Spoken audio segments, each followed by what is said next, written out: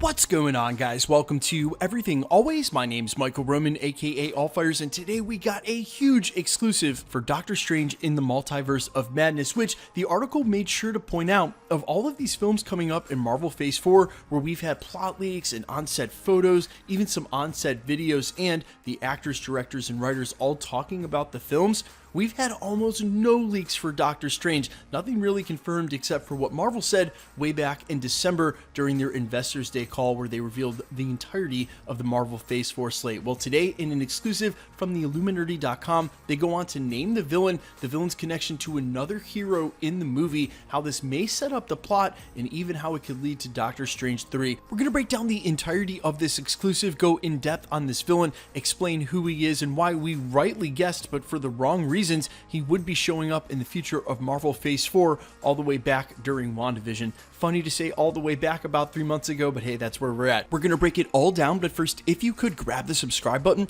we're still giving away a PlayStation 5 now at 900,000 subscribers, Disney Plus subscriptions every week, and a brand new Loki-related prize when the show goes live in just under 3 weeks. If you want to be entered to win, all you have to do, hit the subscribe button because you need to be a subscriber, then leave a comment down below. If you want, stick around to the end of the video. We'll get into all the giveaway stuff again there. So as I mentioned twice in the prologue, this exclusive coming from the Illuminati.com, we'll make sure to leave a link down in the description to the source article. They start by mentioning that just last week, industry insider Daniel Rickman, who we cover often here at the channel via his Patreon, revealed that Shuma-Gorath would be featured as an upcoming villain somewhere in perhaps Marvel Phase 4. Well, via this exclusive, Illuminati were able to confirm that Shuma-Gorath is actually set to be, quote, the primary antagonist in 2022's Doctor Strange in the Multiverse of Madness. Not only that, they went on to enumerate the plot in this way. They went on to report, quote, additionally, we know that Shuma-Gorath's placement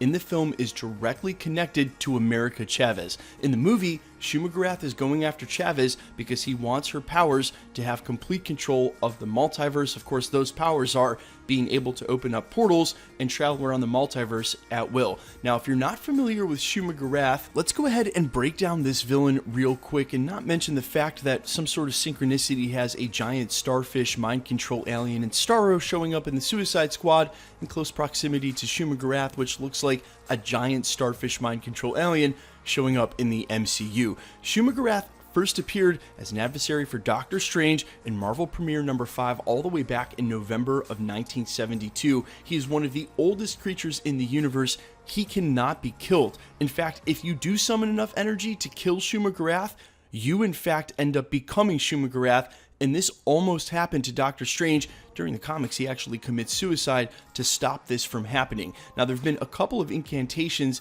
and adversaries that have shown up along the way. In fact, he has his own agents. One of the agents of Shuma-Gorath is Nightmare, a heavily rumored villain for the upcoming Doctor Strange in the Multiverse of Madness. His story goes, quote, that when the entity tries to return to Earth via the mind of the Ancient One, his disciple in Doctor Strange is forced to kill him to prevent this. Remember, the Ancient One in the comics was male, not female. Years later, Strange battles Shuma-Gorath in its home dimension, and although victorious, he gradually becomes a new version of the entity. Strange commits suicide to prevent this transformation, but is eventually resurrected by an ally. Then later in the comics, and more recently, Sorcerer Nicholas Scratch, who's the son of Agatha Harkness, and a lot of people pointed to Senior Scratchy, that bunny that we later found would have eventually turned into a demon had they had the time for CGI, VFX, and extra episodes. We thought he might transform into her son. Nevertheless, her son actually summons the entity Shuma-Gorath to Earth, but has to be beaten back by the combined efforts of Doctor Strange, the upcoming Fantastic Four, the Salem 7, and a villain named Diablo. Now, I thought that New Salem might turn out to be Westview, and that the Salem 7 would be all of those characters like Dottie or even Herb, who seemed like they were in on it or even aware of the hex. Now, we have no idea what would have happened had they had all the time to finish that show and the extra 3 episodes we were supposed to get, but there's even more Easter eggs in there. Before we knew that that book was actually the Darkhold, the whole reason that Shuma-Gorath comes into existence anyway was way back in the day, a dying magician, Rotath, invoked him via the Ironbound books of Shuma-Gorath. Now, obviously, that book, the Ironbound one we saw, turned out to be the Darkhold, mystical book in the MCU. But when Agatha Harkness says to her, "You have no idea what you've done," I have a feeling that by becoming this Nexus being, by going down this dark road that she's started to go down when we see her in the very last post-credit scene from the last episode, which a lot of people have discerned at this point may have actually been Doctor Strange's point of view from astral projecting. But now that she has an interest in the Darkhold, she's studying all this magic with no real anchor point, with no sort of coven to take her down that road and help her learn it safely. She may give the access point that Shuma-Gorath needs, and since we don't have the Ancient One anymore in the MCU because of the narrative from Doctor Strange 1, perhaps it's coming through the mind of Wanda and all her power set, which we don't want to get in too much into speculation here because we're speculating on that in the first place, but you can see how that would lead Shuma-Gorath as having quote-unquote this way in. And when it comes to opening portals and traveling the multiverse at will, this definitely goes a long way in explaining all of the Spider-Verse multi-rumors that have the remnants of the old Sony Spider-Verse and Tobey Maguire and Andrew Garfield showing up. A lot of people have wondered how that was going to come to play, but remember, Spider-Man No Way Home is the middle part in a 3-part series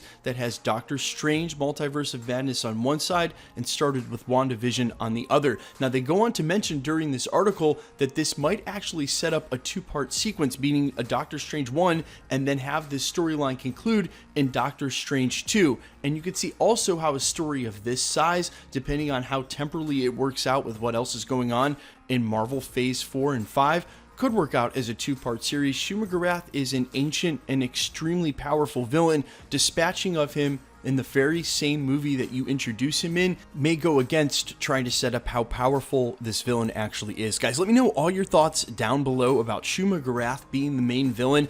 His agents in Nightmare may still show up, but was there a different villain like Mephisto, half joking, that you would want to show up in Doctor Strange? And what are all your theories now working off the fact that this villain has been revealed? I am all ears. Let me know down in the comments, and quickly let's get into the giveaway stuff before I let you go. We're still giving away a PlayStation 5 now at 900,000 subscribers, as well as Disney Plus subscriptions every week and a brand new Loki related prize when that show goes live in just under 3 weeks. If you want to be entered to win and for all the future prizes, all the same rules will always apply. Hit the subscribe button because you need to be a subscriber here at the channel, then leave a comment down below because it's truly random. The more videos you comment on, the better chance you have of winning. All winners will be announced at the end of videos, the same way we're doing here. The best way to keep up with the content to not miss a video is of course to hit the notification bell with notifications turned on. And as always, if you like today's video, I'd appreciate it if you'd hit the like button. My name's Michael Roman. You can find me over on Instagram and Twitter at IamFires. You can also find me with original music on Spotify,